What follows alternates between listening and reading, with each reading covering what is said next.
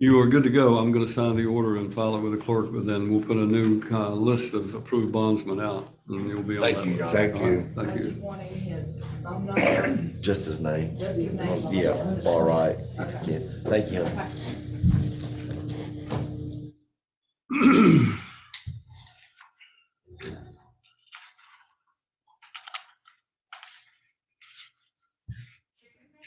I need the order. There should be an original order as well. This is the motion. Is there an order? Order?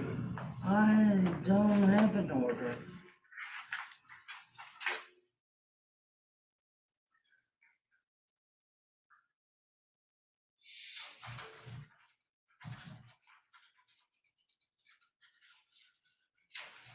Okay, well, we have the original motion found by Mr. Patterson along with his exhibits, which are all of the requirements to be made.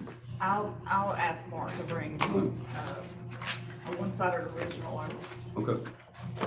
and part of that doesn't go in the public file.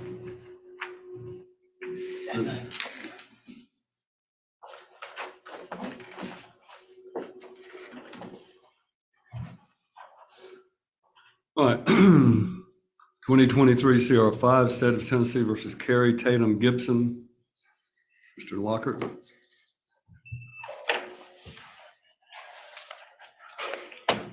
Pass these to the judge.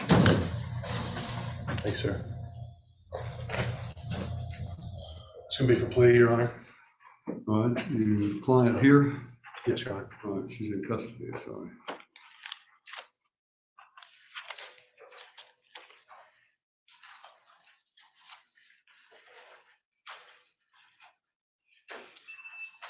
Andrew, did you just have the one? Okay.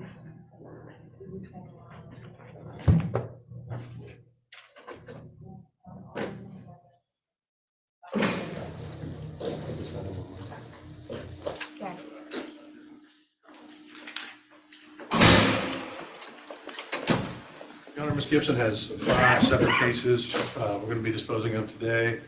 First is 21 CR-147, is a violation of community corrections. She's going to be conceding that violation, put that sentence into effect. The second case is 23 CR-5.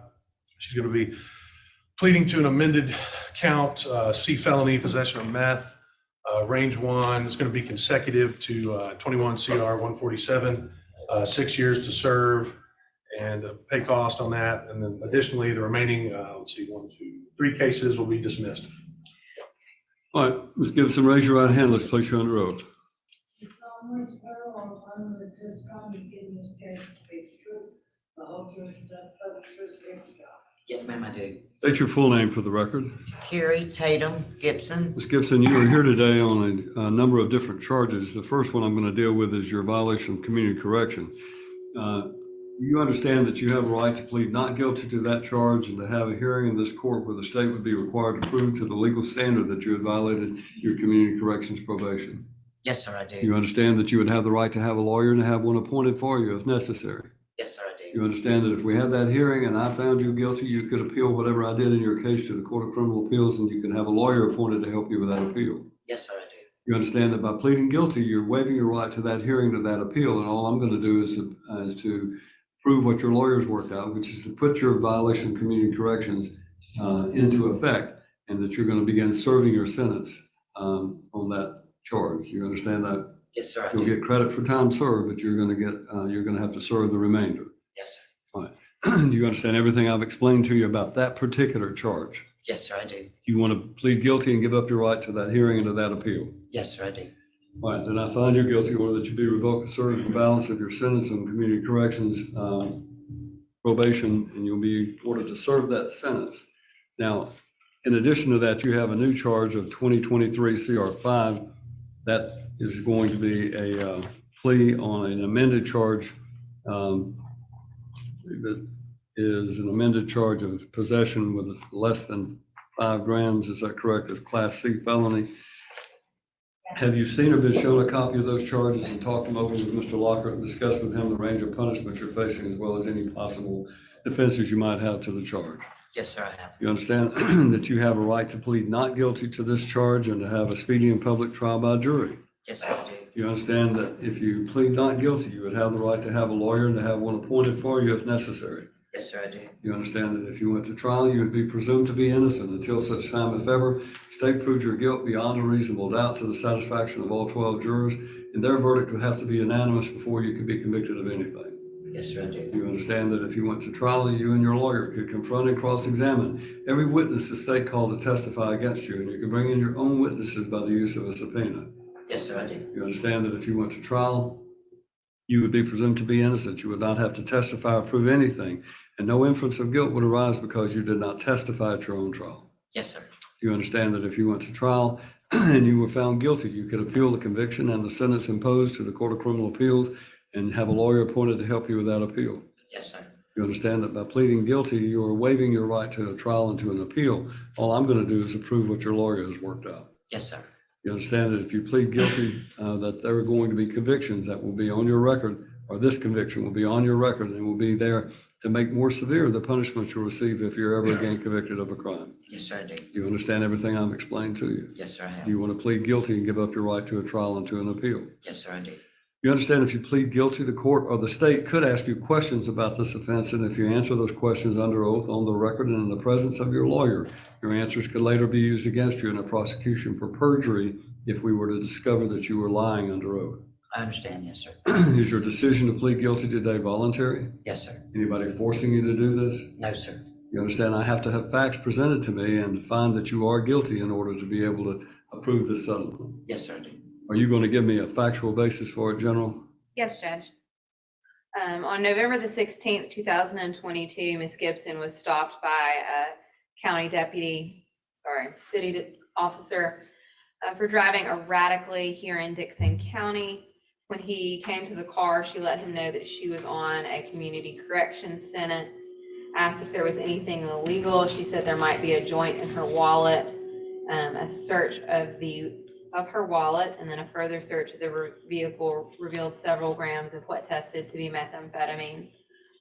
Judge, I'd also like to add that the other offenses were similar in nature, but as in this first case, she was cooperative with law enforcement, and she is also revoking to serve a prior sentence.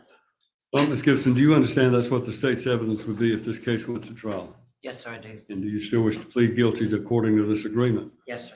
Are you satisfied with your attorney services? I Absolutely. feel like Mr. Lockhart's done a good job of representing you competently. Absolutely. Mr. Lockhart, do you know of any reason she should not enter this plea? No, Your Honor.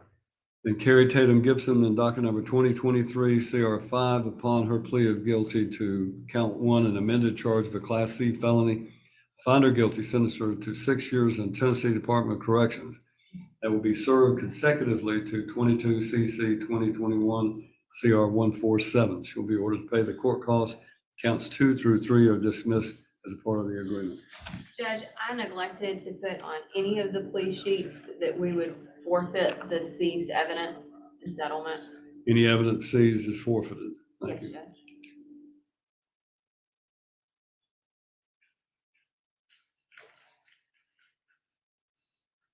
Thank you, Ms. Gibson. Thank you, Judge.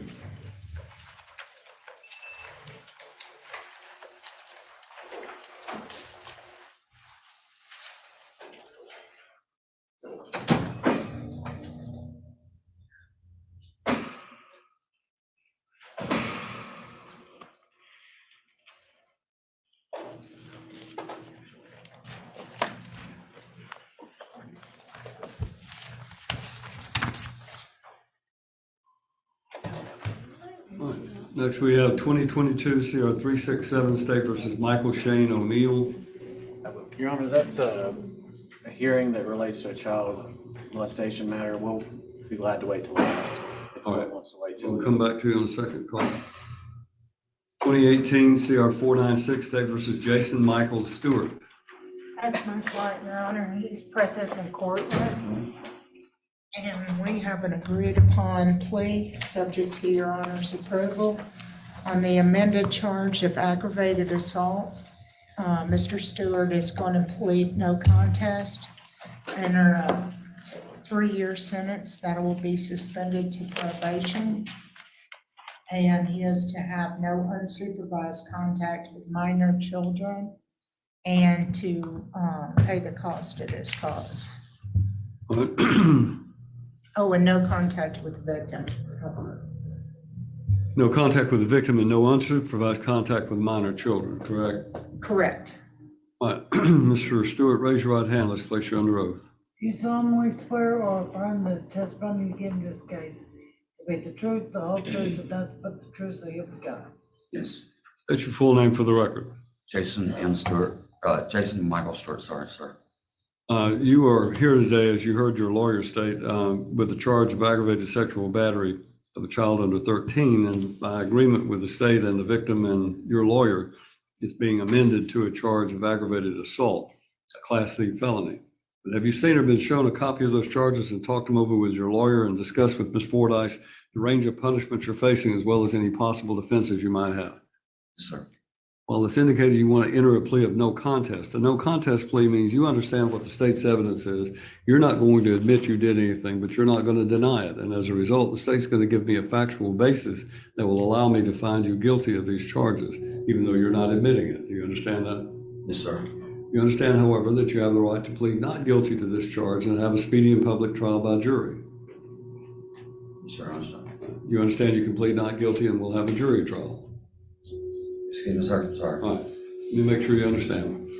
These rights, I'll go through them pretty quickly. I want to make sure you fully understand them.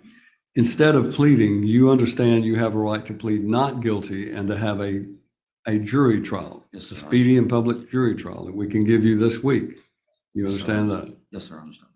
Do you understand that if you went to that trial, you would have the right to have a lawyer and to have a lawyer appointed for you if necessary? Yes, sir. Do you understand that if you went to trial, you would be presumed to be innocent by law until such time, if ever, the state proved your guilt beyond a reasonable doubt to the satisfaction of all 12 jurors who decided your case, and they would all have to be unanimous in their decision before they could find you guilty of anything? Yes, sir, I understand. Do you understand that if you went to trial, you and your lawyer, Ms. Fordyce, and you could confront and cross-examine every witness that the state called in to testify against you, and you could bring in your own witnesses that you might want by using a subpoena? Yes, sir, I understand. Do you understand that you would be presumed to be innocent at trial? You would not have to testify or prove anything, and no inference of guilt would arise because you did not testify at your own trial. Yes, sir, I understand. Do you understand that if you went to trial and you were found guilty of a crime, you could appeal the conviction and the sentence imposed to the Court of Criminal Appeals, and you would have the right to have a lawyer appointed to help you with that appeal if necessary? Yes, sir, I understand. Do you understand that if you plead guilty, no contest, that if you plead no contest to this charge, then you will be waiving your right to a trial and to an appeal, and all I'm going to do is approve what your lawyer and the state have agreed upon? Yes, sir. Do you understand everything I've explained to you? Yes, sir. Do you understand that this is going to result in a conviction, and that conviction is going to be on your record in the future to make more severe the punishment you'll receive if you are ever again convicted of a crime? Yes, sir. All right. Do you wish to then, understanding all of these rights, do you wish to waive your right to a trial and to an appeal and enter a plea of no contest? Yes, sir. Is your decision to plead no contest today voluntary? Yes, sir. Anybody forcing you to do this? You understand that I can't accept your plea unless I'm satisfied that there are facts to support it and that you are in fact guilty. Yes, sir. Then I want you to listen as the state tells me what their evidence would be if this case went to trial. The district attorney is going to give us a factual basis that they would present at trial. Judge, during the time frame listed on the indictment, the defendant was alone with the victim, a minor child, and during that time did sexually assault the child by placing his mouth, hand, or privates on her private and genital area. Judge, while not the normal definition of serious bodily injury, we would argue that that would fall under serious bodily injury for the purpose of this plea. This plea is reached after long discussions with the family and the victim who are present today. And I also have an impact statement to read on behalf of the family. All right, and Mr. Stewart, I'm not asking that you agree with those facts, but you understand that's what the state's evidence would be.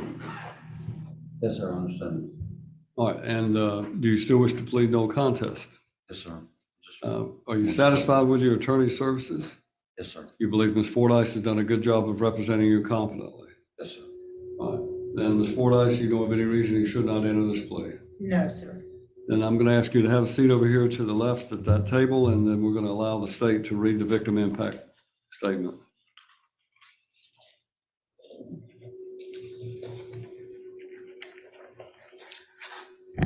Judge, this statement was prepared by the victim's mother on behalf of the child and the family.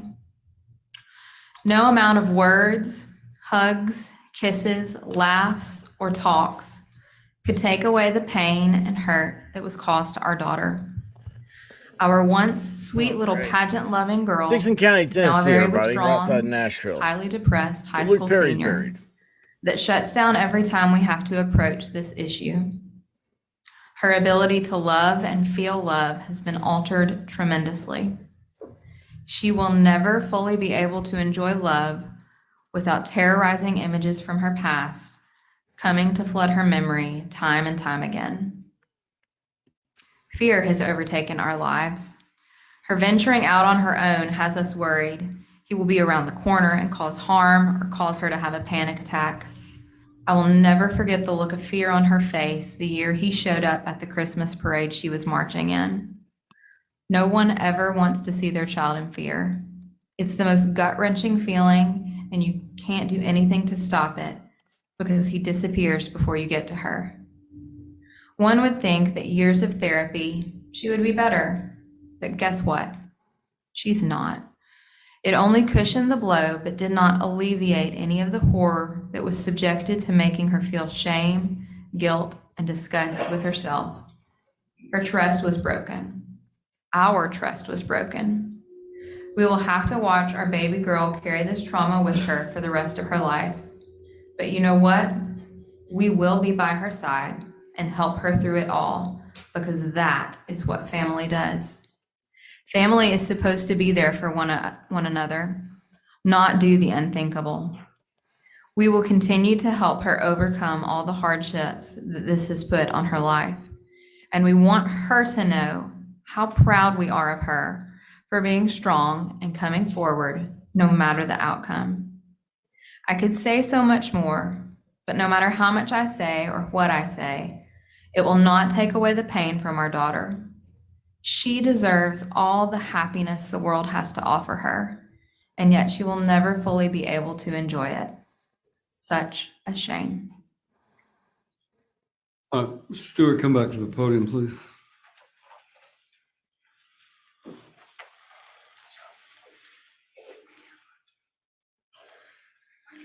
Mr. Stewart, sometimes these cases, I don't always necessarily agree with the disposition, but then I also realize that I'm not as familiar with the facts of the case and the defenses that may be that, applied by the defense and the state's evidence and the wishes of the family. So I don't impose my beliefs and my desires or what I think would be the appropriate thing in a case that's such as this.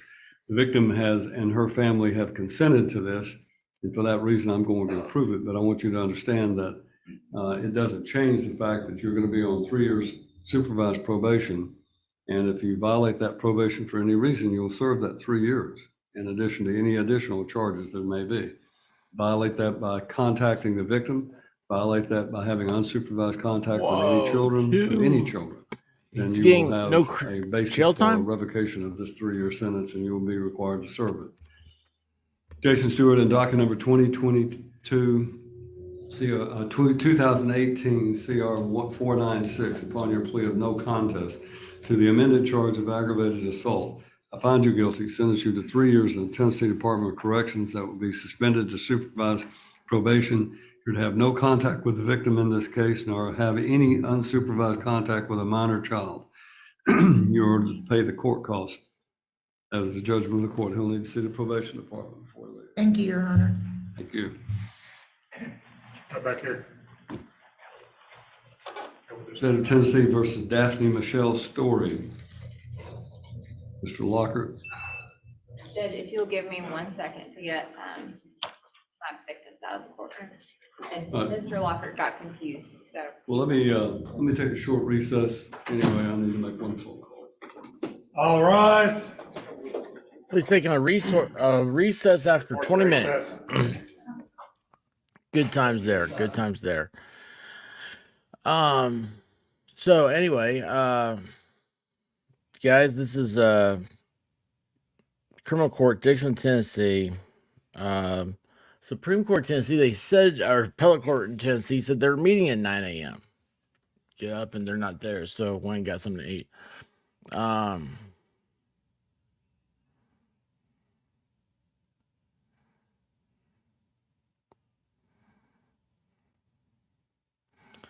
Nicola Maxwell,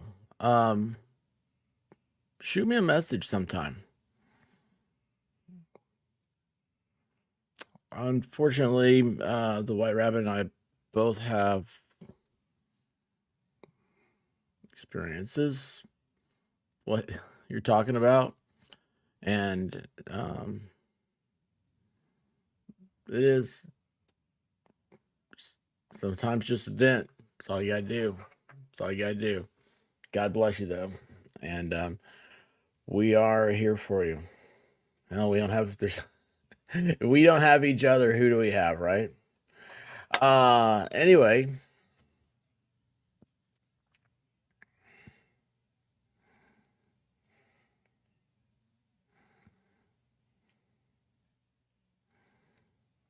Are you on Discord? Nicola? Am I saying your name right? I say everybody's name wrong, so.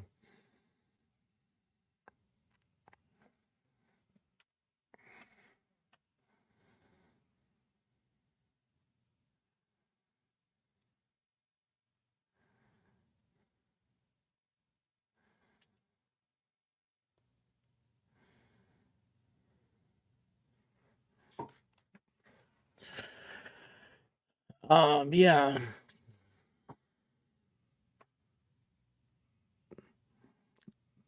See, Sean, he understands. Totally. Totally understands. Nicola, just yeah, send me a message on Discord, direct message. And you know, just sometimes just chatting is cool. When you do, if you ever want to talk, we'll get a goofy group together and we'll laugh and have fun. That's the best thing. What do you think I'm here doing this stuff for? To avoid the pitfalls of my own life. If you can't find it, eventually I will check my own email, which is, hang on a second, I'll put this up. Wait, that's not the wrong thing. Here you go.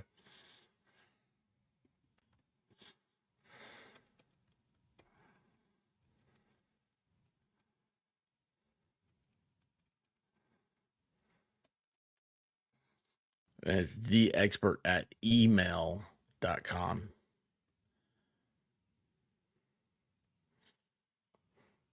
But I'm horrible at checking that one. I hate email. Do you guys hate email like I do? It's so confusing. It takes a long time. All the numbers and letters to type into. Yeah, hey, that's awesome. Yeah, let's get a goofy group together. And, here's what's cool is we can set up a hangout, just have a few people, and then you don't have to. It's funny because for me, like, this is therapy, being on a screen like this, right? I get hang out with you guys, but of course I talk to myself a lot. I'm an only child. But it's neat. It's like last night, I'd fallen asleep and I woke up and got invited to a after stream. I was hanging out with 4 or 5 friends, It's just neat. I was just like, gosh, I'm just so tired. I don't know. It's weird, just you get it like hearing yourself talk. That's what I like to say. Hearing myself talk is so good. Hang on a second. I'm gonna change my lighting here because this light or headlight is coming through glaring on my eyes.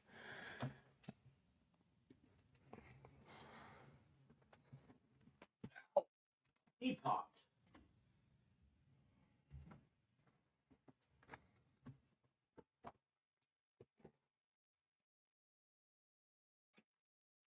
Oh boy. All right. Now you get blinded from the blinded by the light. Anyway. Legendary Racing, what's happening? If you think email takes a long time, you should try regular mail. Oh man.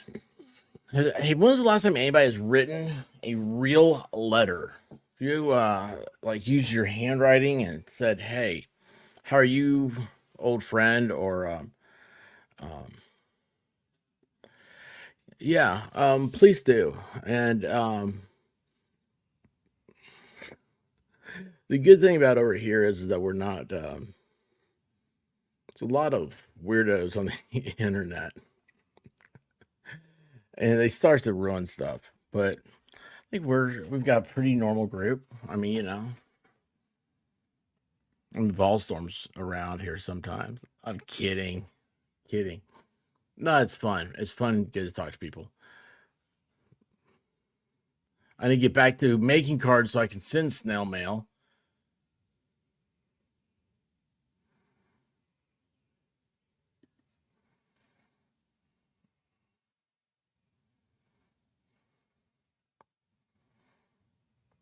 I remember you having a hard time crafting. Raymond, what's up? 7 months of good behavior. Well, what is this judge? He was not prepared. You know what? He ate his coffee and his Wheaties went through him. The good thing is that this happened yesterday afternoon. We can go forward a little bit here. There we go. Jake And Lockett, jump the docket may show public defender, but Jake Lockett told us yesterday that he represented her and was going to be for disposition today. And Judge, on Monday, Mr. Lockhart and I thought we had a settlement. Mr. Jake Lockhart and I thought we had a settlement. Oh, I wrote up the agreement as we had it. Mr. Andrew Lockhart went back to talk to her and just go over it with her I can't believe it's because been 7 months. after Jake Lockhart and I thought we had reached the settlement, the jail went on lockdown, and so he was not able to talk to her. And but he thought we had reached a settlement that she would accept. And so it does not appear that we have a settlement. I am contacting my witnesses for tomorrow to see if they can be here so that we can do a jury trial. this is an escape charge? Yes, Judge. And it's a charge of escape from what? Jail. Jail? It's a furlough. Oh, a furlough. So where was she leaving that you would have to have the witness from? So the witness from the Hope Center is actually here today. The only other witness that I need is Lieutenant Hoope. Is it Lieutenant? Lieutenant Hoope from the jail. She did let me know that she has a doctor's appointment at 8:10 tomorrow morning. I'm seeing if that's close enough that she could be here 9:30, 10 o'clock. All right, then we'll have a jury trial tomorrow. Okay, thank you, Judge. All right.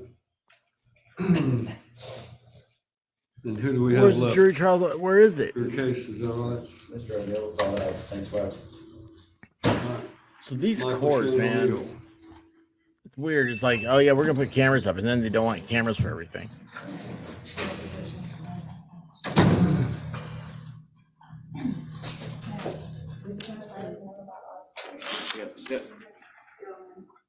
Oh, yeah, we can take it, Mr. Denver. Yes.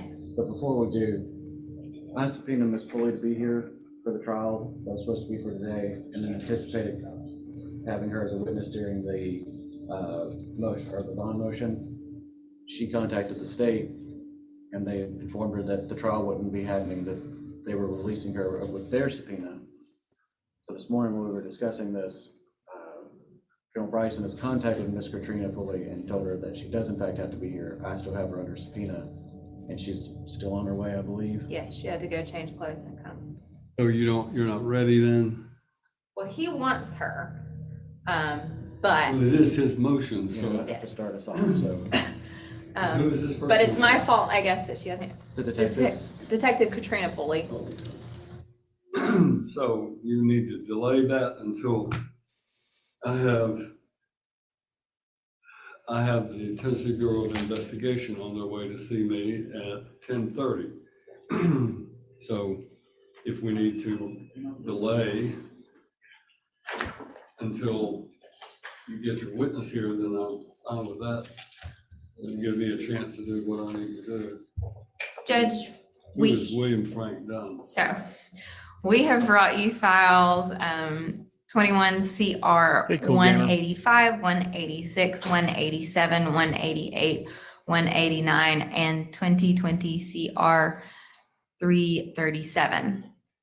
So this was a drug court plea that Mr. Mitchell and I entered March of last year. In front of me? Yes. And after we entered it, when drug court went to pick him up to take him on his furlough, they discovered that he had a hold out of Kentucky that was unable to be resolved. and I want to clarify just a minute. I know more about this, I'm sorry, I just want to make sure that he had a hold for child support. That was dropped. The child support warrant was not rescinded. And Judge Lockhart Mash said, if he gets pulled over, they're still going to arrest him on an active warrant. I'm not going to do that. So we took a lot of time resolving the hold. Nicola, I'm glad you which put him said beyond that any you're real lurking danger because I to just withdraw his looked plea. down. I was like, oh, He where'd she filed a go? motion to withdraw his plea, and I this don't want her to court, leave rightfully and be denied it. alone. I mean, it was outside of any kind of timeline. It was Isn't that weird? It's like, denied, and the court we informed me meet that these there's a people all across paragraph the within world. the Just it's- drug court document that establishes Internet's the right awesome. for the judge not to allow him to come for any reason. That being said, the judgment still says that he shall go to drug court. And so the prison system's not taking him because of that language.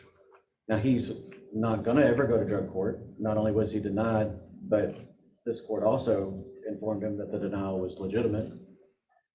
But he's not being allowed to go to prison because, and he wants to, for programmatic credit, for different reasons. He would like to be in prison instead of the jail. So we're asking to amend the judgments to remove the specific language at the end of it, the special language that says. Aren't you guys that as a excited you went condition, he shall to go to drug court. criminal court? So the sentence would remain the same, the plea would remain the same. Like It's Dixon effectively a County is a 10-year small to serve place. sentence on all of his We're outside of cases. Nashville. The only thing we would be deleting, which is at the defendant's request, are the special conditions on all of these pleas that Is he say, here? He's not.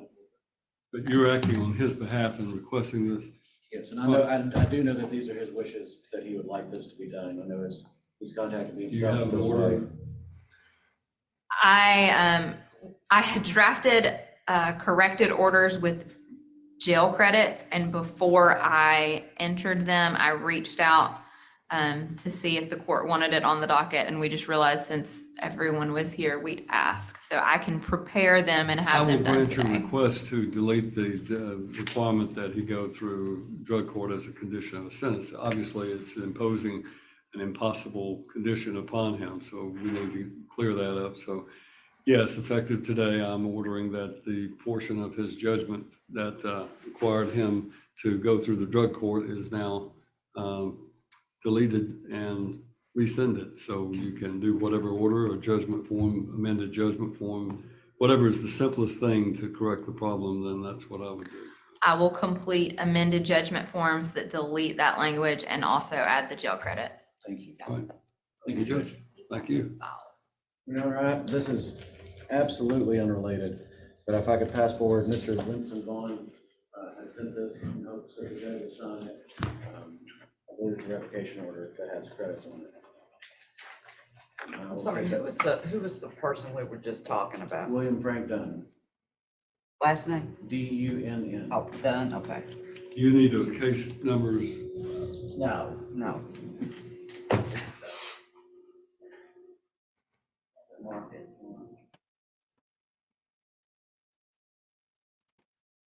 And Judge, I'll be more than happy to wait for you to finish with the That's TBI. entirely up to you as to what Well, needs to be done, but this is a Cheatham County. yes, I'll take it back to Cheatham County, Your Honor.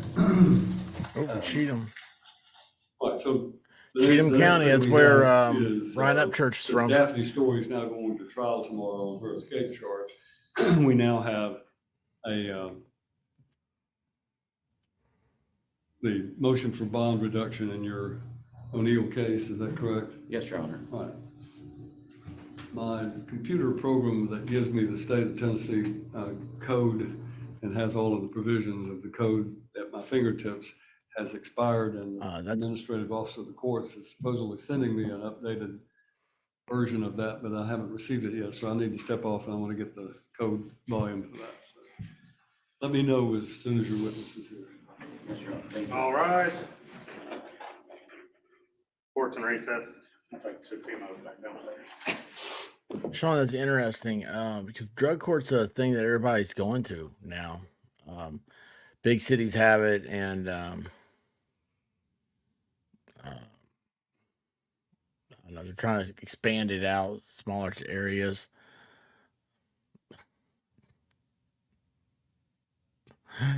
Yeah, it is.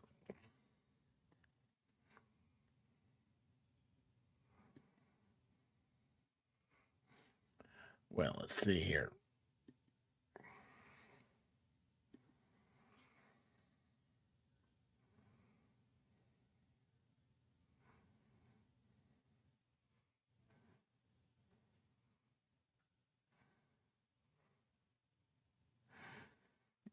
Well, good. There's an hour recess on this. We're just going to fast forward that. This happened yesterday afternoon. Oh, yeah. All rise. This court's back in session.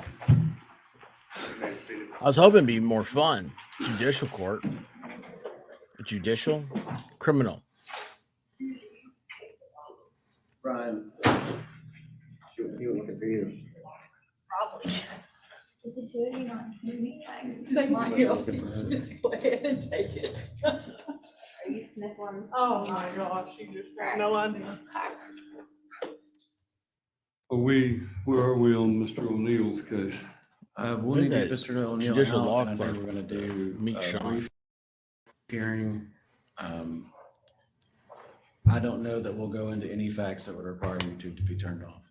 Don't know what. I don't know that we go into any facts that would require YouTube to be turned off. Well, I know this is a sexual abuse case, so if there is any reference made to any victim in the case, we need to just use initials rather than mention the name.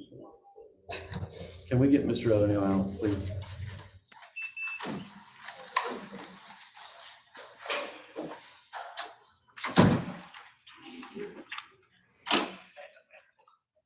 Yeah.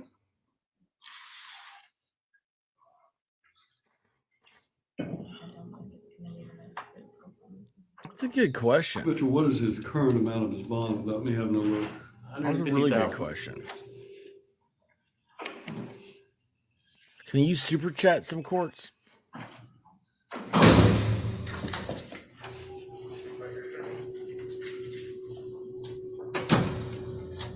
You can always tell which doors lead out to the jail, can't you?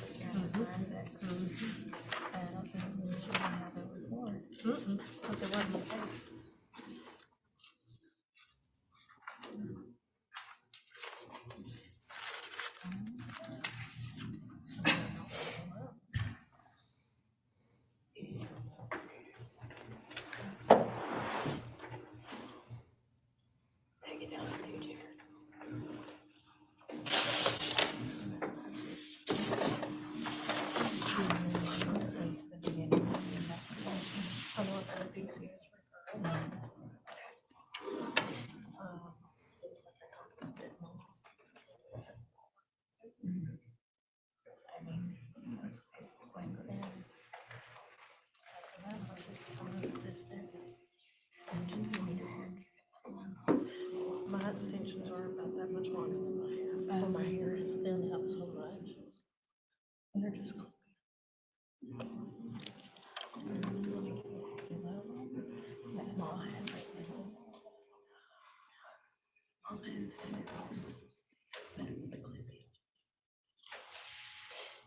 All right, are we ready on your bond reduction motion? Yes, Your Honor. We call Katrina Pulley. Mr. Pulley, Officer Pulley, if you'll come up.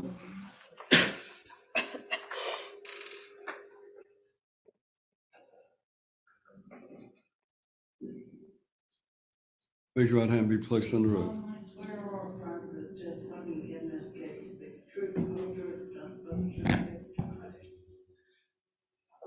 the truth. Good morning. Good morning. Can you go ahead and state your name and go ahead and just spell your first and last name for the court reporter? Yes, Katrina Pulley, first name Katrena. Katrina Pulley. Pulley, Pulley. I mean, come And on. Ms. Pulley, what is it that you do for a It living? is, I am a criminal investigator at the City of Dixon Police Department And how Sean, long you have think you she has a been tent? with the police department? since 2013. In 2019, did you begin an investigation of Mr. O'Neill? I did, And to be clear, you didn't end up doing this investigation. correct. Why did you stop doing it? It happened out of the City of Dixon. It happened in the City of Burns. Did you assist? Yes, And who took it over from there? I believe it was David Wright. I'm not for sure if he was chief at the time, assistant chief, or if he was a sergeant or just officer, but David Wright with Burns Police Department. Do you know who presented the case? No, sir, I don't. Okay. Would you consider yourself to be familiar with this case? Maybe a little bit. Do you remember, did you go to the CAC hearings? I did. That's how we learned that it happened in Burns, not in the City of Dixon. And did you do any follow-up with our kids or interviewing other people? I would have to go back and look at their file. Our kids, usually after the CAC and we discovered that it happened in Burns, I do not recall any of the CAC. I know I probably recommended, or sorry, not CAC, our kids. I probably recommended for both kids to go to our kids. Do you know what Mr. O'Neill is indicted up for? Not exactly, no. Do you recall telling Amanda Hicks what you thought the indictment should be? To be honest, I don't even remember talking to Amanda Hicks. Hey, fast group. I remember what the kiddos said at the CAC, Turn right now, meow.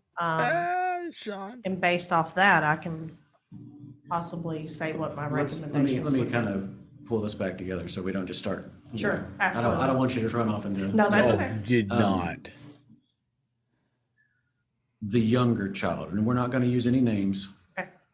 And their names are What'd too he similar say? for me to use initials, but we'll just say the older child and the younger child. Okay. The younger child, do you recall her saying that anything happened to her at the CAC hearing?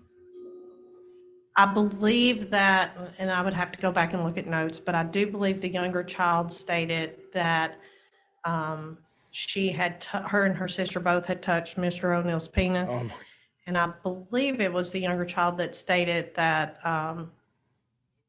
he had put it in her mouth. Okay. I believe. I'll try to think of a way to refresh you that doesn't involve you watching the interview. So let me see if I can show something to you.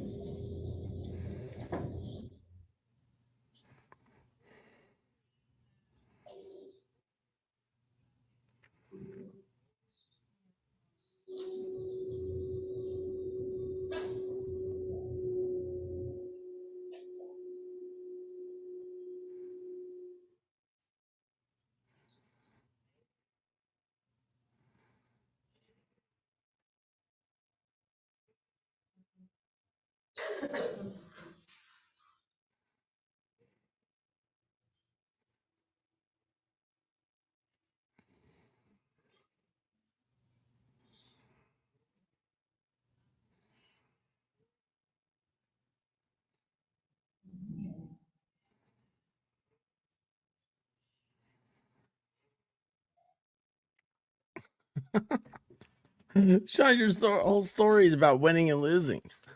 Winning, you get the answer of the thing. Losing was you couldn't tell him about your Yeah, approach the child. why you're asking. Winning was you get the low score of the day. Losing was you had to buy 17 beers. However you want to address me, I don't care. When I'm handing you something, I don't want you to read it out loud. Down at the very end of that, there's a timestamp that shows the very end of the interview. And that's the statements back and forth that they've taken a break, they've come back. Does that refresh your memory at all? I would have to, I would have to watch the video in order to, but I see what you're saying. Yeah.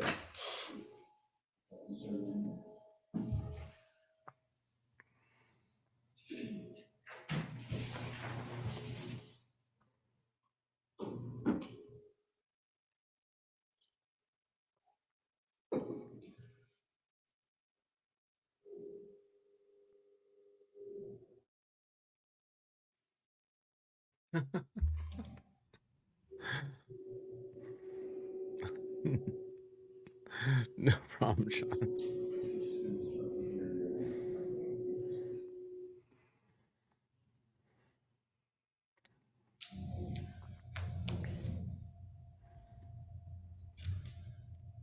Is this still the younger child? This is only the younger child. Okay.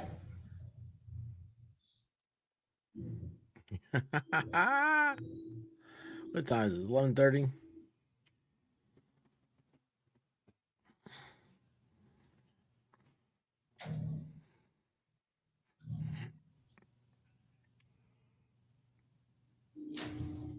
I don't know. So this is a bond reduction hearing, they said, though, didn't they? They're like, the rent's too high. Lower it so we let him back out. Yeah.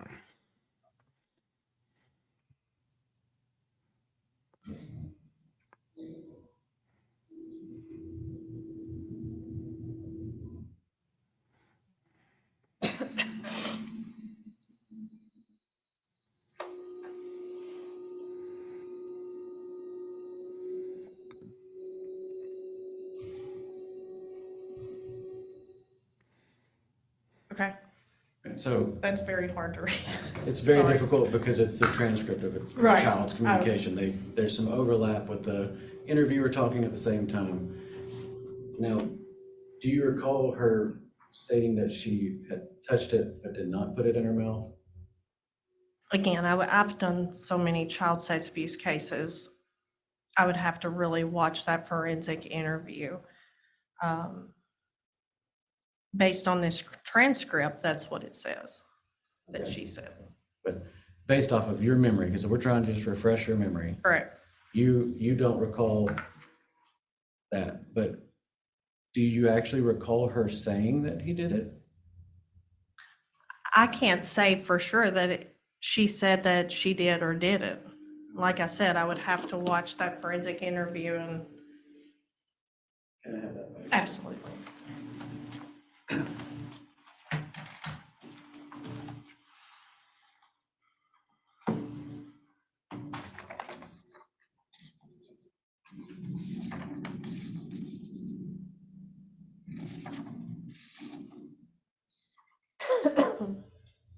And do you recall telling the mother that you were going to ask for rape of a child charges against the older one, but that the younger one wasn't saying anything yet?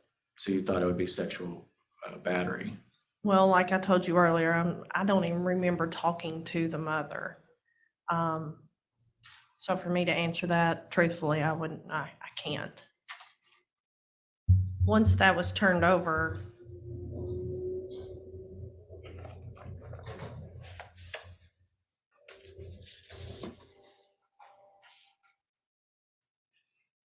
Judge, I may have to ask that we cut I'm sorry, I may have to ask that we cut the feed off so I can show a portion of a video because you're wanting to play some of the video? I do want to play a portion of a video and I don't want to broadcast that.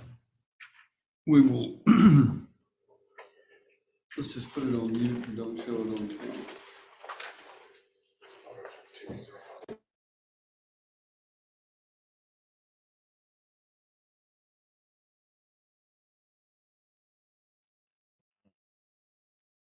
So, small town Tennessee, sexual abuse.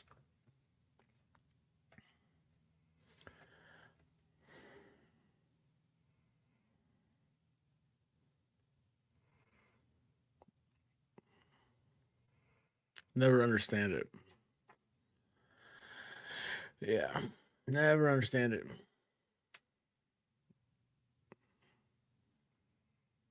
There's a lot of bad actors in the world, man. There's not a good way to say anything in English either about this. You know what they need? They need helicopter rides. You know what I mean there? You understand. Get those rotors turning.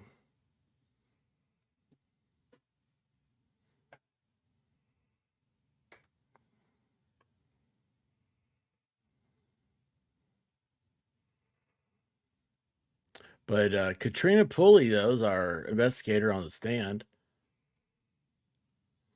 And if you're in Dixon County, she might investigate you. So here's what's crazy about this. I was this lawyer back here, he's got the beard. I was like, son of a gun. It's like I know went to school with a lawyer. It's in Dixon County. It's like, man, if that's him, it's gonna be a real funny day. It's not though. So anyway, I'm trying to find more of these. I like Tennessee because I understand Tennessee, and also, and some I think to know some people. Let me see where there's another one here.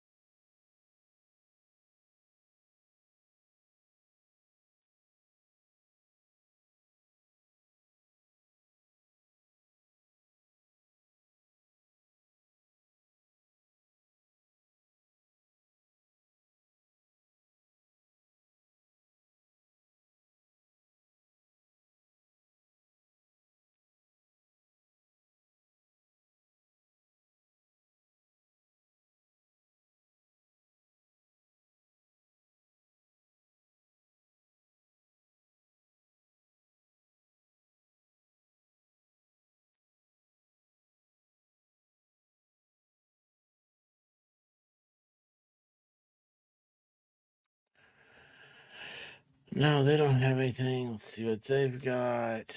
Criminal court.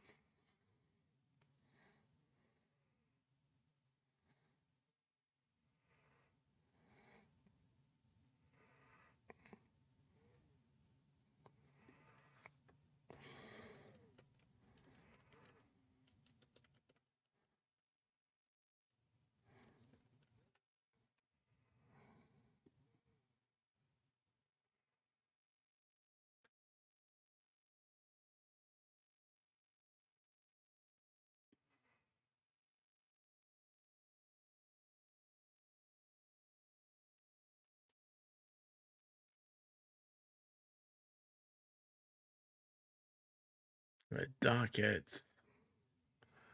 I don't want dockets. I want live streams.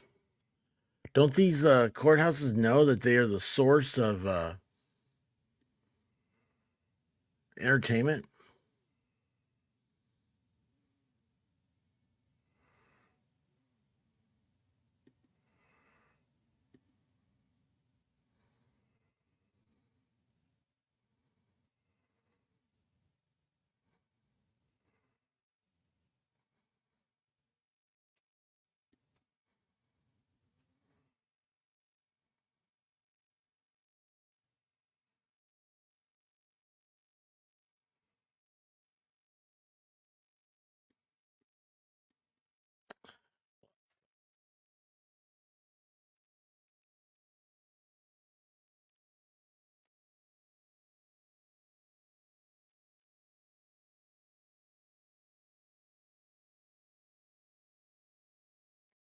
Are we not going to get any more sound the rest of today? Advise them that Fair there enough. has been a DCS referral, what the DCS referral briefly is about, whether it be child sex abuse or whether it be physical abuse or neglect. We make an appointment at the CAC for a forensic interview, and then the child will come and interview. And in this case, there were forensic interviews of both children. Correct. Was there a point in the forensic interview that you realized the abuse was not in the city of Dixon? Correct. Yes. And so for jurisdictional reasons, you contacted Burns. Correct. Are you aware if these children received medical examinations with our kids? I'm not.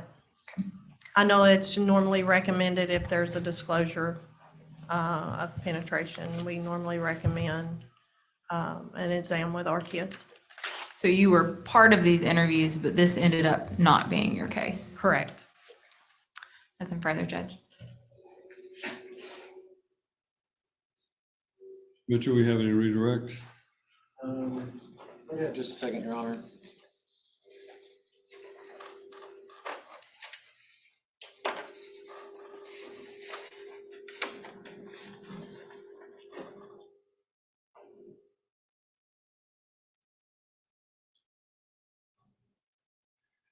To your knowledge,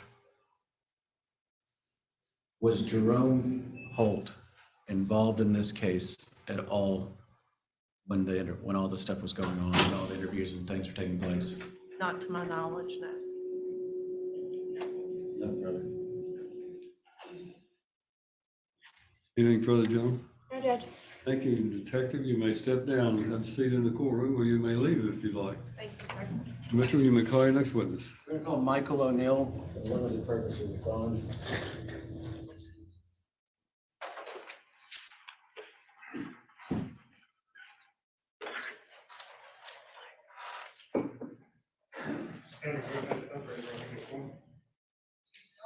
Swear or affirm the testimony you give in this case is the truth, the whole truth, and nothing but the truth.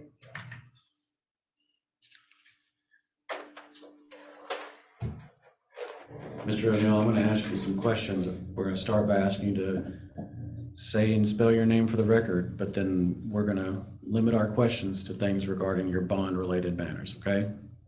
So go ahead and state your name and spell your first and last name for the court reporter. Fine looking individual right there. MICHAEL O''NEILL. Mr. O'Neill, It's a good question. how long have you been in the Dixon area? Pretty much all my life. Dixon, Humboldt County. There was a period where you lived in Kentucky, Yeah, not very long, no, but Dixon, Humphreys County is pretty much where you've been born and raised. yes, If you were able to get out on bond, would you have someone here that you could stay with or a place you could go to? yes. Do you have, is there a name of a person you think you'd be able to go to? Sarah Mackey, It's a girlfriend, yes, and you've had a traumatic brain injury, correct? yes, sir. So you don't remember the address. No, But you do know that it's in Dixon. You have to speak into the microphone. Yes, yes, Now, you're on disability? yes, And so if you were to get back out, you would restart your disability, yes, and that's what you'd do for a living. yes. Would you be willing to wear an ankle monitor Yes, Would you be willing? if the judge ordered that a condition of your bond be that you do not in any way contact this family, your sister, the children, or be in contact with any children? Would you comply with that? yes, sir. No, you're not. Um, No, you're not. You have a criminal history, Yes, and the DA is probably about to ask you about it, so we'll go ahead and jump in front of that. We'll start with your brain injury comes from a DUI. yes. Oh, How old were you? 23. And since that period, you picked up quite a few misdemeanor charges Yes, and a couple of felony charges. a felony, yes, sir. You've been on probation. Yes, There's a bug flying right in my face. And you've had your probation violated once. yes, When you were arrested on this, you were supposed to be on probation in Humphreys County. yes. I was supposed to start it, yes, sir. You're supposed to start it, but you never even got out. You went straight from being held there to Here. a misdemeanor conviction and then in jail here. Mm-hmm. So how long do you think you've been incarcerated this time? Altogether, Well, since, like, you haven't been out yet, or since you went in right now. September, the end of September last year. Okay. Your current bond is at $150,000. What would be something reasonable that you think your girlfriend or you could come up with? I mean, $50. We'll go with what would be the most? maybe 1,000. Maybe That's 1,000. pushing it because I've been locked up this whole time. I have nowhere to get any money. If you were to go there, are there minor children there? No. I'll pass the witness, Your Honor. Bryson, the question of the witness.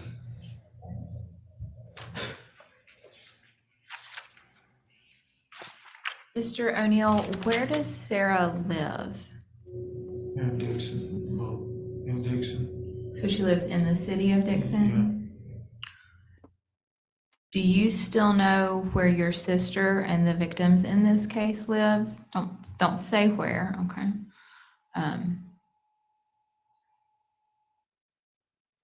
Where does Sarah work?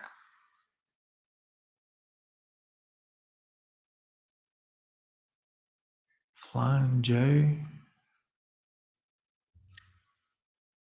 Would you be staying there at the home while she was at work alone? No, I'm not allowed to be alone. Where would you go while she's at work? I mean, I'd still be there, but I'd have somebody come over with me, you know. But pay somebody to come over. Who do you think that person could be? It could be her aunt.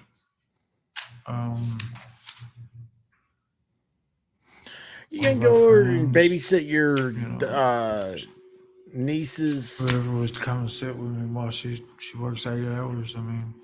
abusive boyfriend. Mr. O'Neill, he went through some of your criminal history. One thing they didn't talk about is, have you ever been convicted of failing to appear for not showing up at a court date?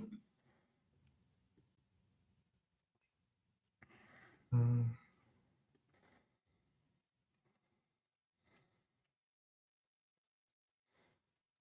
I don't remember.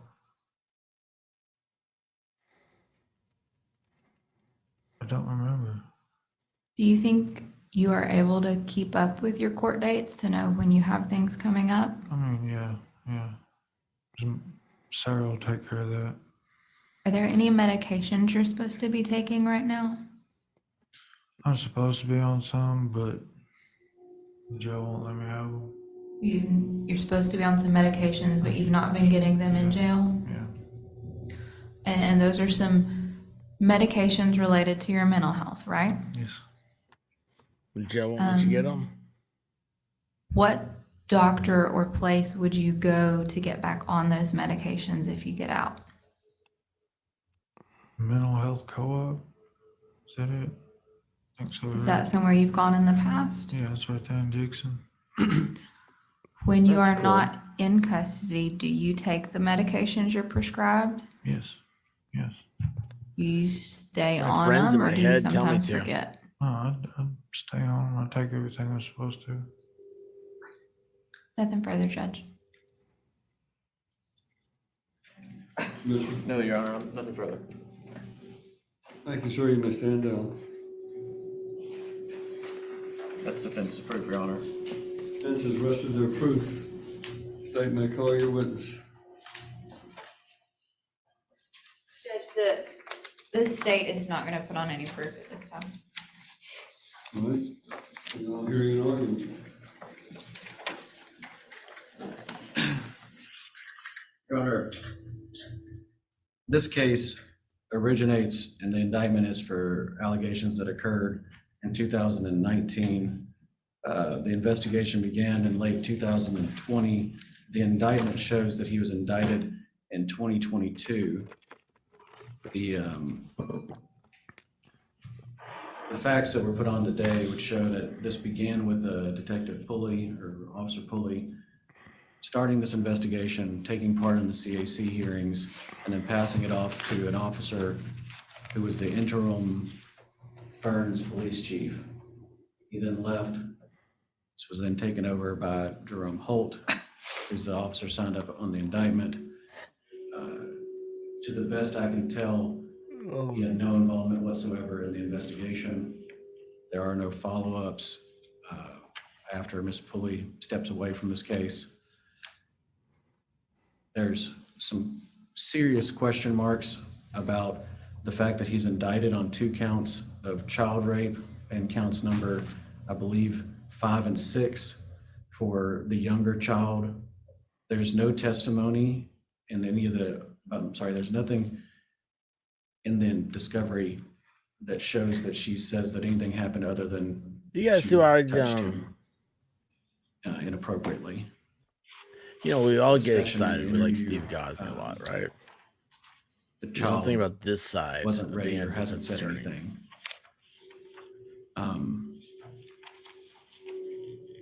Those 2 counts are very serious, A felony counts, and count 7 is incest, which requires penetration. And there's nothing in there that shows there's penetration of the younger child. Mr. O'Neill's obviously not pleading guilty to any of the charges, but none of the facts would point to those being appropriately indicted. Mr. O'Neill is from this area and has lived here, other than a short period where he lived in Kentucky his entire life.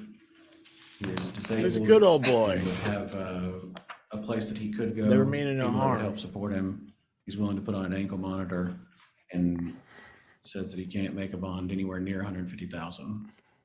This case is being continued. There are multiple reasons it's being continued, but he's been in jail since September of last year, and it will be March before we have another opportunity for this to go to trial. So we'd ask the court to consider giving him a bond less than $10,000, because that's about what it sounds like he could make if he can come up with $1,000. And in consideration of that, we'd ask that you consider that he will not be in contact with the victim of the family, doesn't know where they live, wouldn't I looked a lot better on be left alone, I'll go would over. be living here in Dixon, willing to wear an ankle monitor, and says there are people that will help him get to court. And for all those reasons, we just ask that the court consider lowering this bond.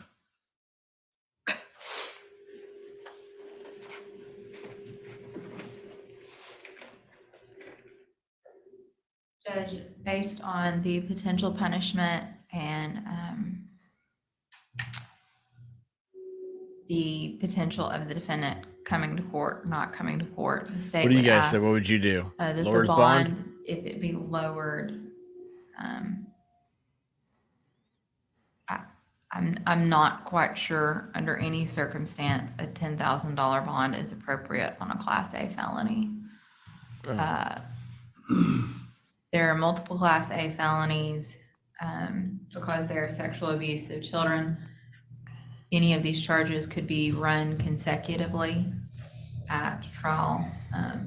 The defendant has a prior criminal history, and the state has concerns regarding 150,000. whether or not he would show up for upcoming court dates.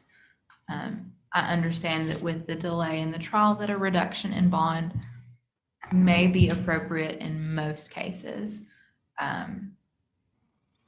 And I will leave that up to the court's discretion, but I would, I think 10,000 is just remarkably too low. Anything further from the defense? No, Your Honor. Anytime the court is required to consider a bond amount, I'm required to follow the state statute Guidelines. that governs bonding for criminal defendants, and that's 4011-118. That statute gives the court factors that the court is required to consider in determining the amount that is reasonable to assure the appearance of the defendant.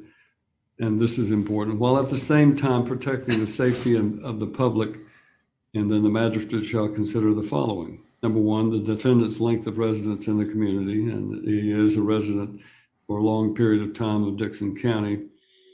The employment status and history and financial condition, the only evidence before me is that he is disabled or has some sort of disability, and therefore, to my knowledge, has no employment. He would be living with some other person, but that would be all. Defendant's family ties and relationships. He apparently, this crime is alleged to have been inflicted upon two of his family members, young girls, and therefore, obviously, that family relationship is one that he would not be entitled to rely upon. He has someone named Sarah, if I understood it correctly, claims he would be living with, but we have really no other information about that individual. The defendant's reputation, character, and mental condition, nothing before the court about his reputation or character. His mental condition is obviously from the court that there's some issues with that. He supposedly is on medication, not receiving it while he's in jail, claims to take it when he's out of jail, but clearly is disabled in some fashion. The defendant's prior criminal record of appearance at court proceedings, record of flight to avoid prosecution or failure to appear at a court proceeding. His prior criminal record was brought out by the defense. He does have prior criminal records. He has misdemeanors as well as felony charges against him in his past. Apparently he was on probation and may have violated the probation at that point, according to what the court understood. So he has a prior criminal record. I don't have any evidence to indicate about a failure to appear at court. When asked that question by the state, he says, he didn't remember whether he had ever missed a court date or not. That causes the court some concern in and of itself. Number 6 is the nature of the offense and the apparent probability of conviction and the likely sentence. This was alleged to have occurred and been inflicted against two of his minor nieces while he was living with his sister. The indictments that is before the court is a 6-count indictment, if I'm reading it correctly. I apologize, 7-count indictment. Of those 7 counts, Down for an hour and a half. 5 of those counts are Class A felonies. 2 of them are Class C felonies. Class A felony, if he were to be convicted, is a subject that, or is an offense for which he would not be eligible for probation, period. They carry a minimum, I believe, of 18 to 25 years in prison. And because of the nature of the offense, consecutive sentences could theoretically be imposed if he was convicted of more than one offense. the nature of the offense is such that the court believes that there is a high interest in the court protecting society and members of society from individuals who might commit this type of crime. Like probability of conviction, the only evidence I have before me that this is not a trial on the merits. I would simply say that. And I know Mr. Mitchell, in being the zealous advocate for a client, points out that there is no evidence before the court to justify some of these charges. However, Detective Pulley, in testifying about her investigation, even though she didn't remember the specifics, she testified that one or more of the children testified that they had touched his penis and that he had put his penis in their mouth. That would constitute a Class A felony if it was a penetration.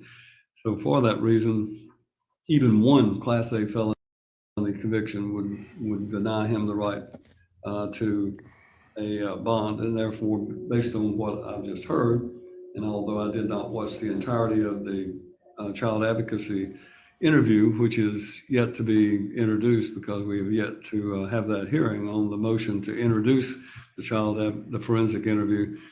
The evidence before me for purposes of this hearing that I take is that there is a likelihood of conviction of both at least one of the Class A felonies and probably some of the Class C felonies. Number 7 of these factors is the defendant's prior criminal record and the likelihood that because of that record, the defendant will pose a risk of danger to the community. If I understood correctly, and I may not have, he committed this offense, or at least was charged with this offense while he was on probation in another county. And it obviously seems to me that because of what I observed of his demeanor and seemingly having some issues, in addition to the nature of this crime and the likelihood of conviction, that it seems to me that releasing him on a low bond would create a risk of danger to the community. The identity of responsible members of the community who will vouch for his reliability. No one has appeared today to testify on his behalf, so therefore the court does not find that there is anyone who is willing to testify or vouch for his credibility or his reliability about appearing. Number 9, any of the factors indicating the defendant's ties to the community or bearing on the risk of his willful failure to appear. I don't show that there are any other factors.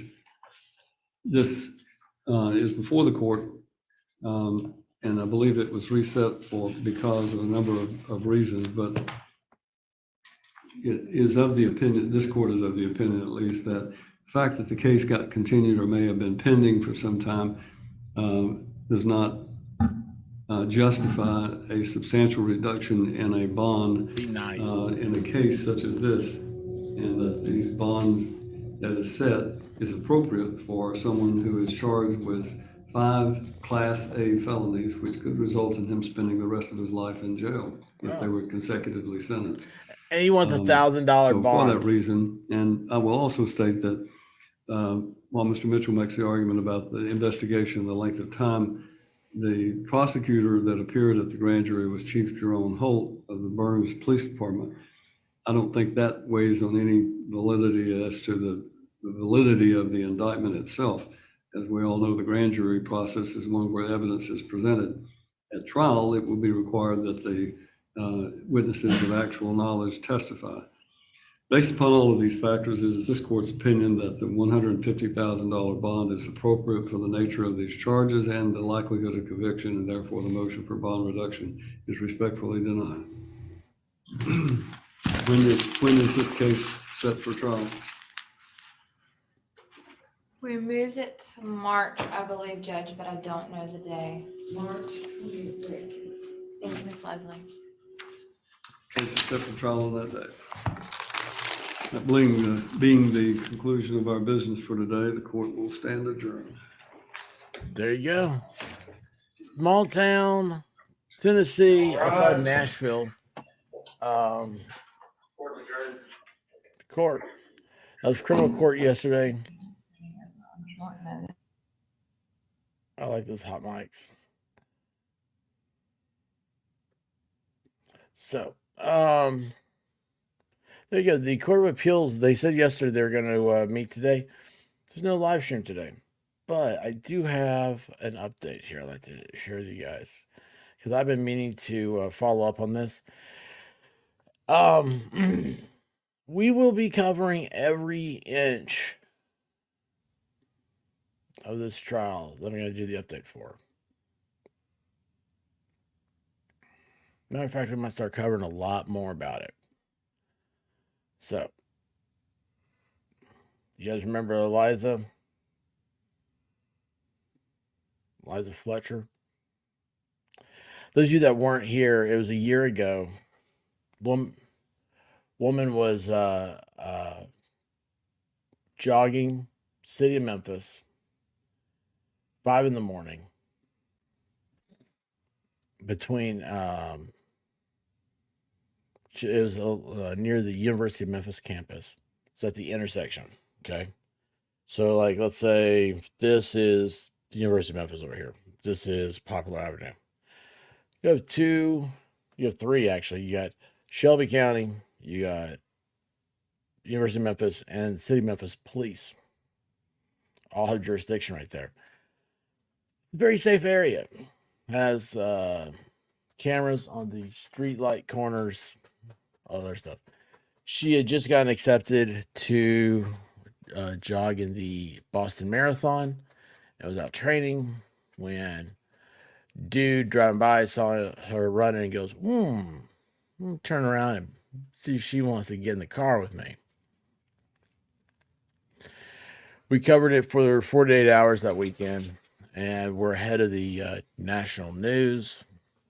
I said we, I mean, it was so chat heavy. I couldn't have done it. I'm just a figure piece. Just somebody who can talk a lot. And it concluded with finding Eliza's body next to a house, abandoned house in Memphis. That said, got a little bit of an update. Just saw this as I was looking up Tennessee courts. I thought we'd cover this. I'm sure this will get News 3 likes to hit me with a claim. So here we go, though. What? So this asshole district attorney, and yes, I said it. So he won the election right before this happened. There's rumors that he was campaign received a lot of money from an outside group. To sit there and say that a plea deal is on the table? What are you going to plead? I mean, is he sitting there saying I didn't do it still? I mean, come on. The day after he was arrested, the Tennessee Bureau of Investigation released a rape kit that had been requested by Shelby County 9 months prior, and it had his DNA on it. If the TBI had done their job the way they're supposed to, this case would never happen. But unfortunately, they blamed the Mexican bug on it and understaffing and whatnot.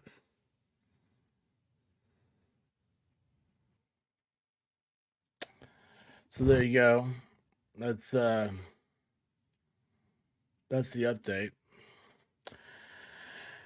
It's sickening. That is absolutely sickening. Did you catch where they said that he was charged with another rape? So many were that day were hoping that, I don't know, she didn't have to live through that torture. So yeah, that just hit. I don't like doing true crime stuff. I don't like doing any of this stuff, man. It's not fun. But the boogeyman is out there, and you gotta watch out for him. So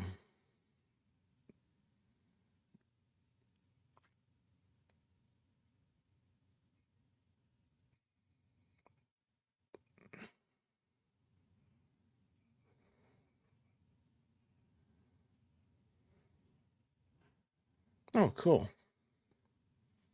Ospreys are cool.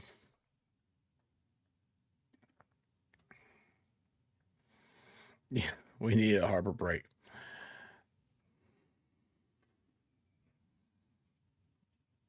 What's funny is after I was thinking the planes the whole time. Yeah, get your blood boiling. It's just the beginning of it. I mean, this guy is a bad dude, man. Bad dude. And never should have been let out of jail. He, the original case was he had like kidnapped an attorney at gunpoint, put him in the back of a trunk of his own car, drove him to a ATM where an attorney saw a security guard and made a dash for it. And said, "Help me." And here's the 15-year-old Alfonso. What was his I don't know, gang name or whatever? Theo. Anyway, he was driving back from work, right? Or he got fired that night from work or something like that. Driving down Poplar Avenue at 5 a.m. Sun was starting to come up a little bit. We saw her, he turned around, and he waited in that parking lot. Like a spider catching a fly. Ran out to the middle of the street, screaming and kicking. He lost a flip-flop. So we were in the car. And it was bloody. So he goes to his brother's apartment to clean it out. His brother's like, "Man, you can't have her here. We got like 50 pounds worth of what's that? What's the drug that's so popular? They lace everything with." Anyway, that and heroin stuff. Brother went to jail for drugs.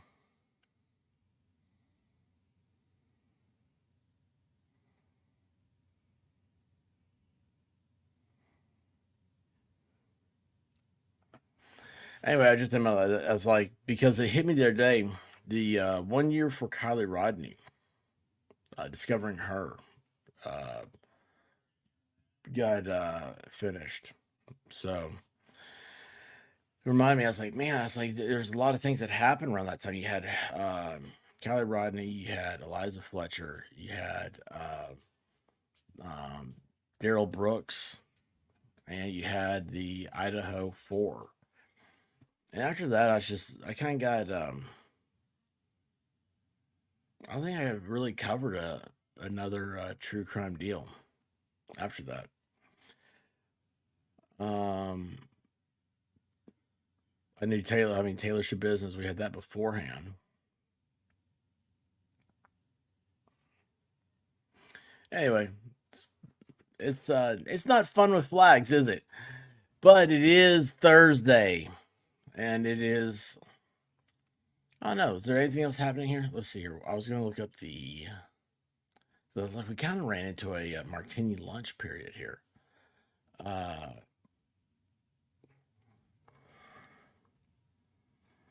What's that thing called?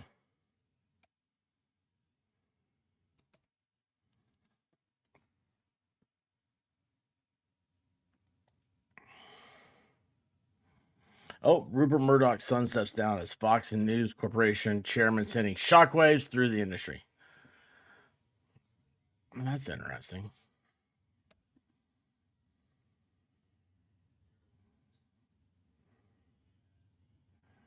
Three-year-old dies while crossing Rio Grande. Well,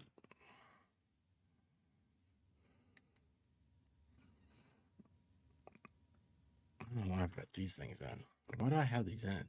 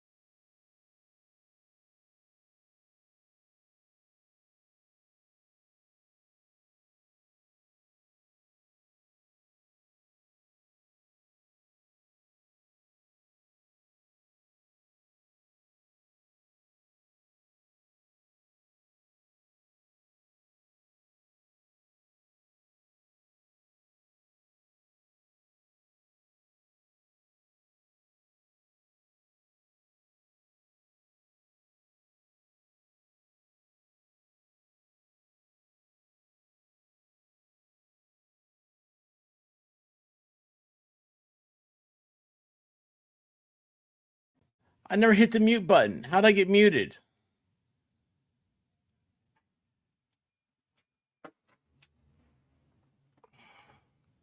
I never hit that button.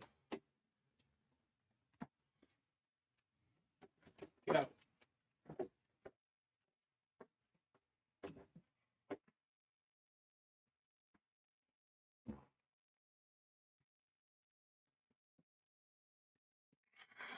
What a crazy. Ah. I see here. Hang on. So you guys know who the Delphi stuff is, right? Caitlin sent this to me, which is a weird deal. Delphi, the little girls that were off in the woods. Well, check this out.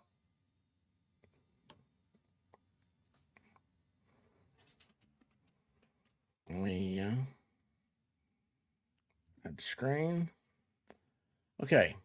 Have you guys heard this? This is the craziest thing I've ever seen. Attorneys for Richard Allen claim. Now, Richard Allen supposedly had admitted to doing this recently.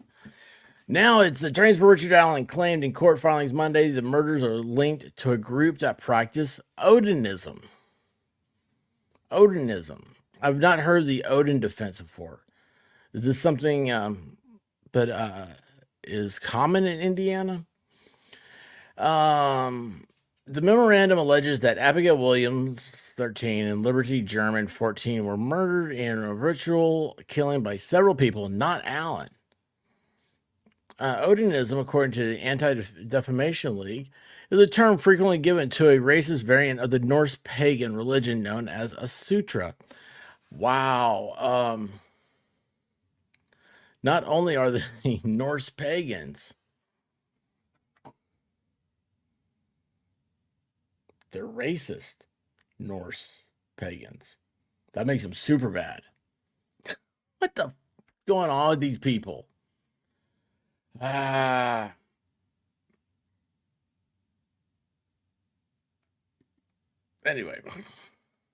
racist pagans. It's a term frequently given to a racist variant of the Norse pagan religion known as the Sutra, a religious sect that attempts to revive ancient Norse religious beliefs and practices of pre-Christian Europe. Let me tell you what was happening in pre-Christian Europe. There wasn't a lot of racism. They didn't know other races. There's a lot of tribalism where it's like, oh, we don't like that clan over there, or we don't like that clan over there. Why? Because they're the Hatfields and we're the McCoys. The memorandum also claims that law enforcement and investigating the murders withheld exculpatory evidence and lied about the investigation while under oath, according to the law and crime. Allen was arrested on October 22, 5 years after the girls went missing, and their bodies were found on a hiking trail near abandoned railroad bridge. Prosecutors claimed that Allen confessed to the murders during prison phone calls with his wife, which his attorney said, no, he didn't. And yeah, it's a weird thing that's happening up there. But anyway, so now it's the Odinism, racist Odinism. These racists came to Indiana to kill 2 white girls. One of them whose name is German. That's her last name. And they all did it in the name of Odin, Thor's father.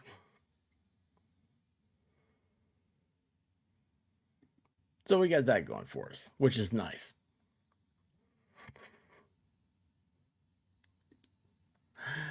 Oh man, we're going to hell in a handbasket. Hell in a handbasket. StreamYard, Reddit. Oh, wait. That's what it was. Hang on a second. Let's go back over here.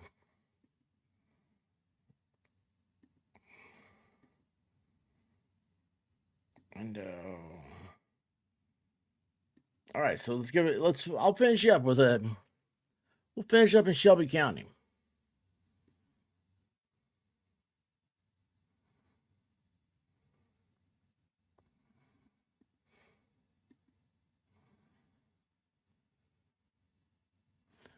All right, cool.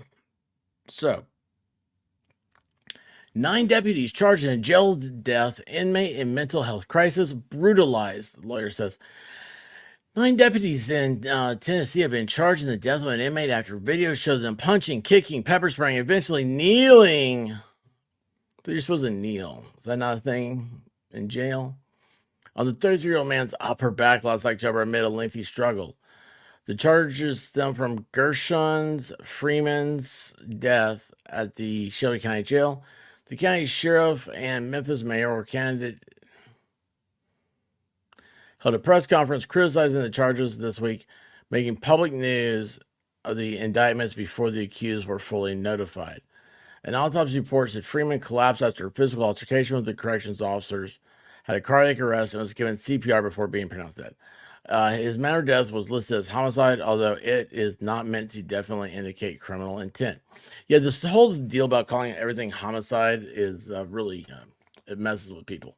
According to the autopsy, Freeman had a history of psychosis, which was considered a possible contributory cause of the death.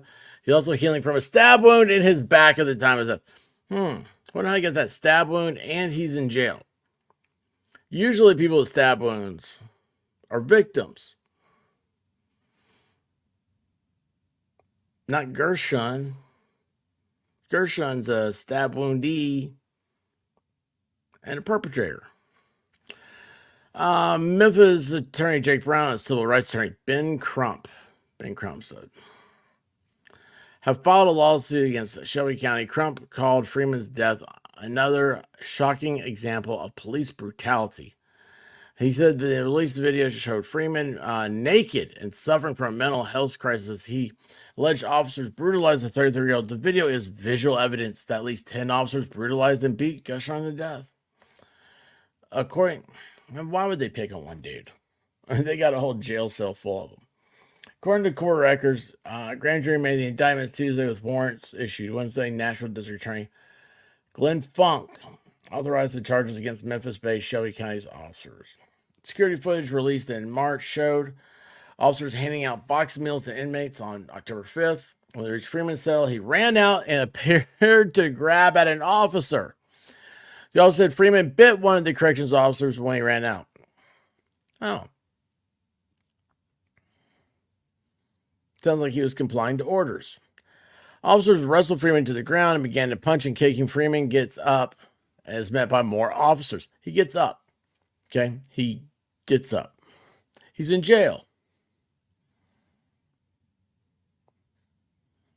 He runs out, starts biting officers, gets taken down. Somehow he gets up. 10 officers were seen in the cell block attempting to restrain Freeman. 10 officers were attempting to refrain. I think it would take I think Katrina Pooley over there could restrain most of the people listening. The camera here, 10 officers in the cell block attempted to restrain him. The officer was seen hitting Freeman in what appeared to be a canister of pepper spray. That means the pepper spray was empty. The camera shifted to Freeman running up escalators.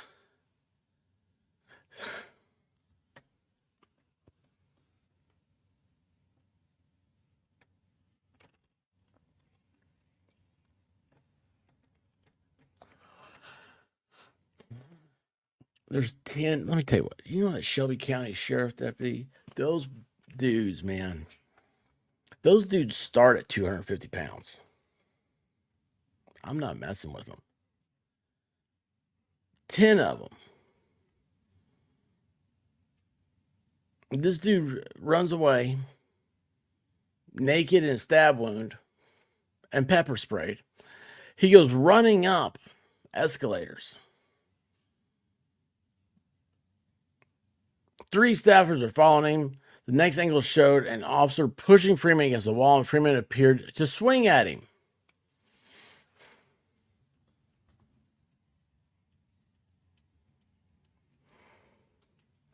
Well, they should have just obviously known that from his last name that they had the wrong guy. 2 more officers arrived and held Freeman to the ground, attempting to handcuff him after a few punches. More officers arrived as Freeman is handcuffed face down on the ground. He eventually moved and one officer appeared to place his knee on Freeman's upper back for several minutes before Freeman was lifted. Oh, it works. A dark red substance was left on the floor where his body was, probably from the stab wound bleeding out. Freeman at this point appears to be limp as officer is lifting by his wrist. He is set down. His head falls forward between his knees. Medical personnel arrived nearly 2 minutes later. 2 correction officers, oh look, Courtney was the name of one of them, were charged in second-degree murder. Aggravated assault while acting in concert with others. Jones was also charged with assaulting him. These people are all aggravated assault resulting in death of another. They're all sheriff's office employees. Blah, blah, blah.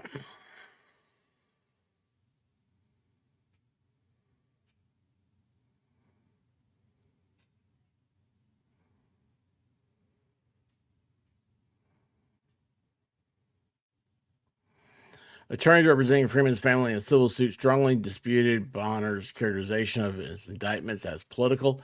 He's lying, said Jake Brown, an attorney for Freeman family, before being cut off by attorney Bryce Timmons, who is also representing the family. He's not lying, Timmons says, referring to Bonner. He's responsible. He supports his... Boy, he had to correct the other attorney. He creates these policies. He is personally and directly responsible for the death of Gershon Freeman. The sheriff says, let me be clear, no actions by any Shelby County officer or employee caused by Mr. Freeman's death. The medical examiner plainly said that he died from pre-existing heart condition. It's amazing how these drugs come into effect, but nobody wants to admit it. It's not Pablo Escobar's fault. It is the guys that have to go clean up the mess. It's their fault. MLS, how's it going, bud? Dude, there's a lot of stuff happening in Memphis. You want to go represent them?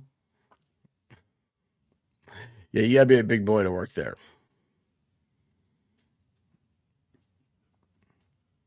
They should de-escalate the jail. Yeah, how you doing? I hope you're back and safe.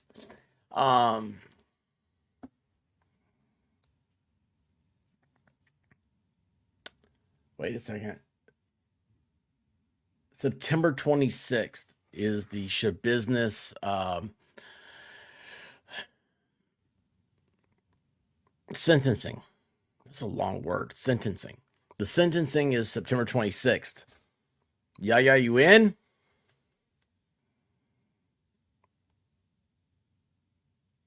Awesome.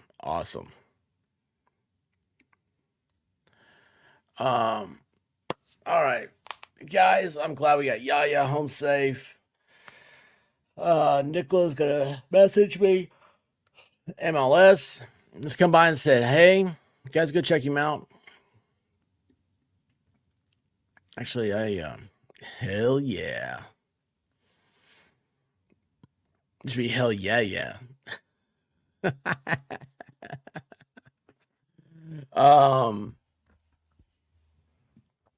Other than that, guys, I don't know. Maybe be back tonight if somebody has a better offer. If I get a better offer than streaming on my channel, I'll take it. Oh, anyway, listen, guys, love y'all.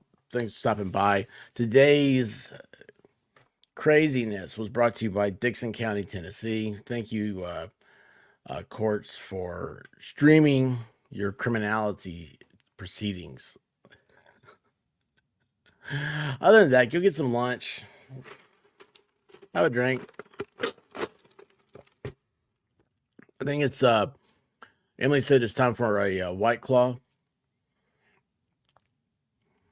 You know what? You be you, y'all. Just you be you. I will see you guys soon. Deuces, everybody. Well, I woke up to go get me a cold pop, and then I thought somebody was barbecuing.